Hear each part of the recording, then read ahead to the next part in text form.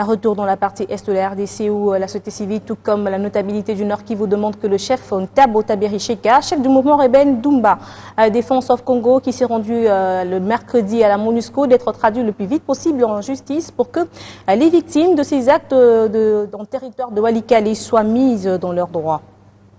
Pour la société civile coordination provinciale, la reddition du chef rebelle d'Ndouma Defense of Congo, Ntabo Taberi Cheka, est un soulagement pour les populations de Walikale en particulier et du Nord Kivu en général. Ça a été notre satisfaction d'apprendre que Cheka s'est rendu, ce qui est une bonne chose.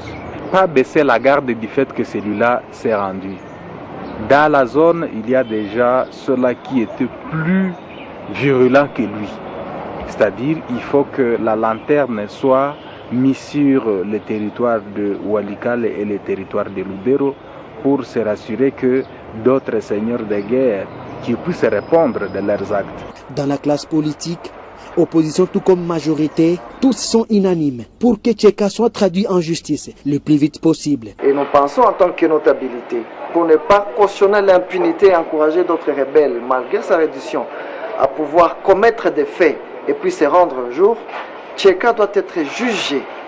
Et cela publiquement, dans un stade où tout le monde peut assister à des audiences, de manière à ce que les victimes des actes qui ont été commis par Cheka puissent être bénéficiaires des réparations. Côté gouvernement, Julien Paluku lance un message à d'autres chefs rebelles, encore en brousse, à emboîter les pas de Cheka. C'est une très bonne nouvelle que des seigneurs de guerre qui ont été si célèbres puissent se rendre, parce que cela doit donner le temps pour que d'autres puissent emboîter le pas. Pour rappel, le chef rebelle Ntabo Taberi Cheka, poursuivi pour crimes de guerre et crimes contre l'humanité, s'est rendu mercredi à la base de la MONUSCO de Mutongo, en territoire de Walikale, puis transféré à Goma.